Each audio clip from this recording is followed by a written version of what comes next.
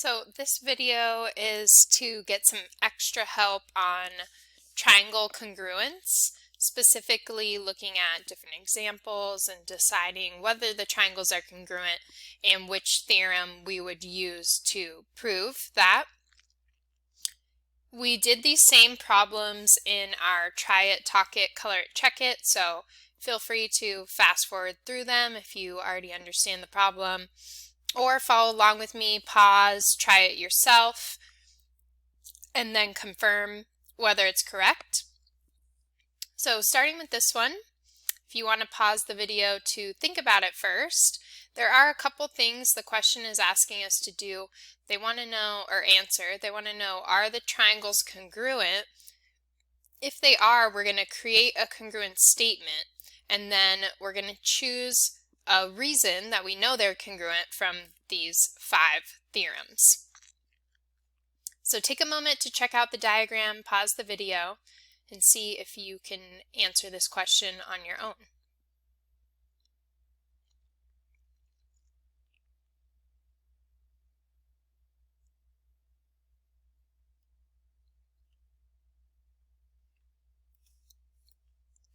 Okay, so I had been talking about, as far as marking the diagram, we might mark to, kind of highlight things that are already given to us. Like, for instance, this angle is congruent to this angle as indicated by those 2 circles. Our angles with the asterisks are congruent to each other. I'm able to do that because I'm just simply, highlighting what is already given to me, kind of making it stand out.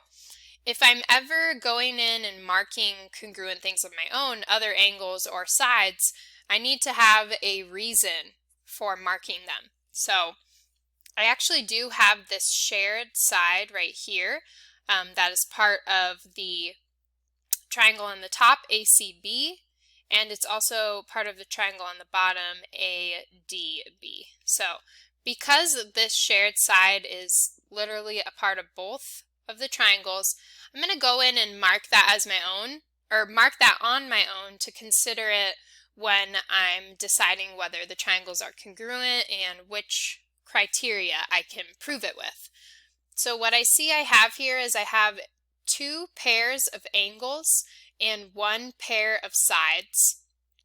And out of all of my options, the ones that fit that is ASA or AAS. Now the difference between ASA and AAS is that in ASA, the side is included, which means in the middle. So, and when I look here, when the side is included, it means it should be like right in the middle of both angles. I can see I have an angle, my side, and then an angle. My side touches both of the angles with the angles on each end. And then I look to my triangle on the bottom and I see the same thing. I have an angle, a side, and then another angle. That side is included. So we can say that these 2 triangles are congruent by angle, side, angle. Okay, so are the triangles congruent? Yes, they are. We can say they are congruent with a congruent statement. I might start out the top one as ACB. And then I want to make sure my second name matches. I would also need to start at A, go to D, and then B. There are other possible answers for this. Just making sure your letters are in the same spot. A is first here, so A with A, C with D, and B with B. All right, and the reason we know that they are congruent is by ASA. Okay, so I'm saying triangle ACB is congruent to triangle ADB by ASA. All right, gonna look at a second problem. Again, you can pause the video and try it on your own and then see my solution and compare.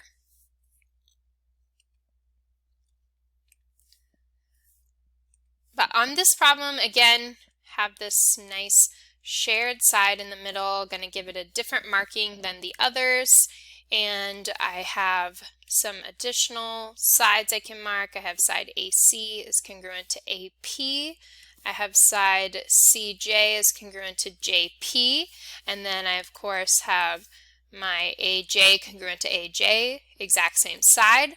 And what I have here is three sides. I don't have any angles marked, so my only option is SSS there. And that is it. The triangle congruence statement, I could say something like triangle ACJ is congruent to triangle APJ.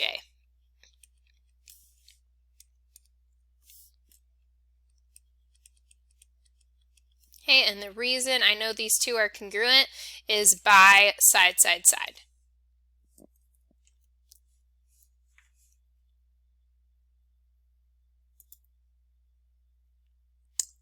Okay, third problem in our bunch, and again, pause the video right now, try it out, otherwise I'm going to get started on it. Got another shared side. That's a popular thing to have this side in the middle, DC, and I could go ahead and mark there. I also have side BC congruent to CE, and then angle D, angle C. Looking at the triangles here, I have a pair of sides, another pair of sides, and a pair of angles. So it is possible that my congruence criteria could be SAS, or it could be that funky one we know about, SSA, that we should have a trick to remember. This one we don't use to prove triangles are congruent. You notice you don't see it on the list here. That's because it's not a reliable way to prove triangles are congruent. And actually, if I look at these two triangles now, I can even think about breaking them apart, so just kind of re-sketching them to look at them separately. Like if we think when we look at this there's a lot going on and we're not really sure what we're looking at, we can always do that and look at them separately. I like to do this in, lots of different circumstances.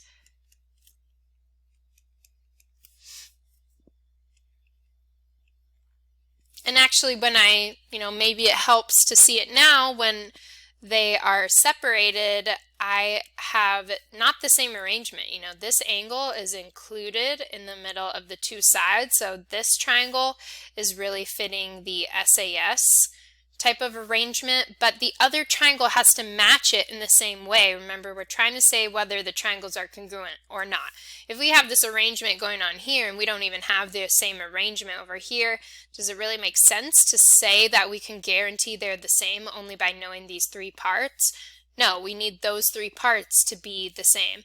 And what is going on in this one is we have a side, we have another side, and then that angle is on the end, so this one is actually a type of that SSA arrangement. They're not, first of all, they're not the same arrangement, and also this one is not reliable, so we would say here that the triangles are not congruent. We don't need to go on to writing a congruent statement. We can just stop there.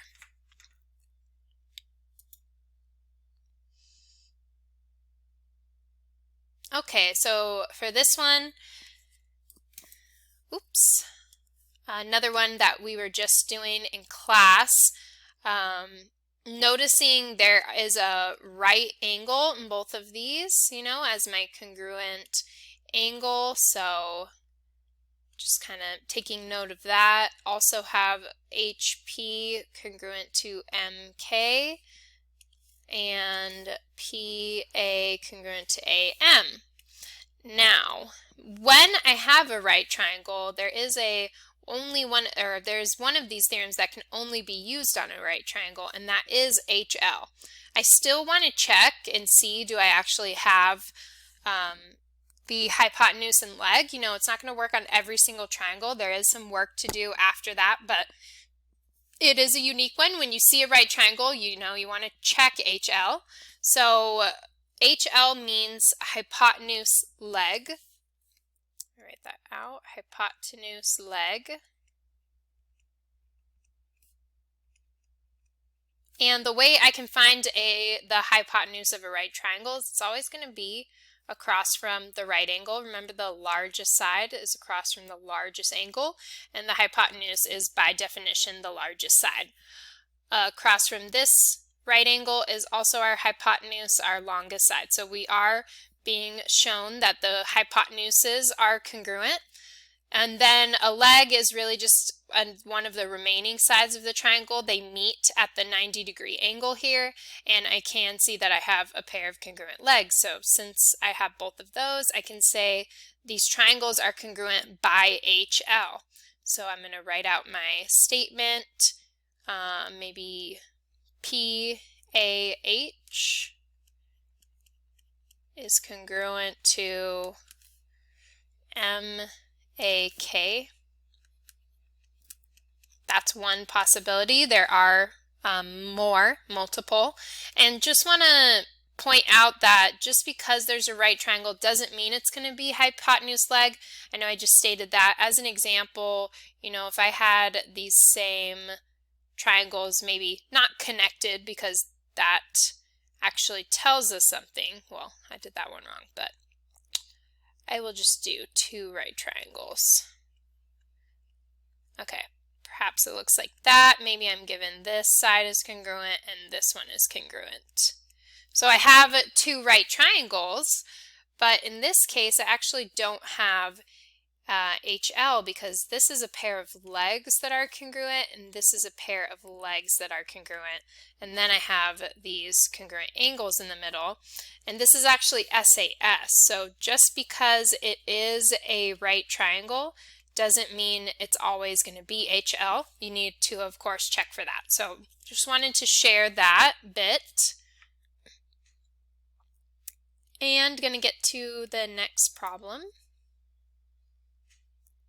So here we have vertical angles in the middle that we want to be marking as congruent. This I can introduce because I have a reason to do so. Okay, so I have vertical angles. Now looking at it, this is a side angle side arrangement. I could, of course, do all my color coding, continue to do that if you think that is working for you. But I can see that my angle is included in the middle here, and I have two pairs of sides. So I could say here triangle BCA is congruent to triangle I went down my green side, so BHT. Okay, and this is by SAS.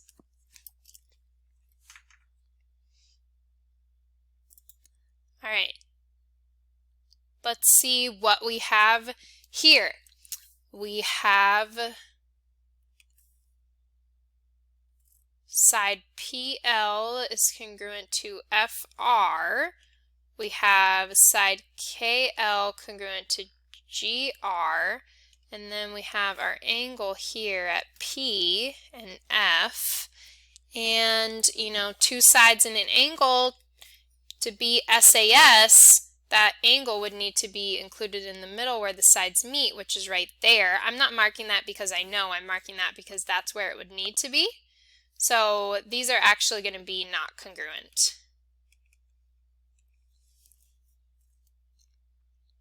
And that's because they are the SSA arrangement. You don't have to give that reason, but they're both SSA. All right, last one I'm going to look at here, and would like you to pause and try it on your own. Hopefully, now that we've looked at a few examples, this one isn't too difficult for you. All right, so we should have found that this was an SAS triangle. A little bit different than the last, like I'm not putting D in the same spot as D, so check out this congruent statement. D on the triangle on the left actually ended up being congruent to E on the right, so I needed to make sure I reflected that.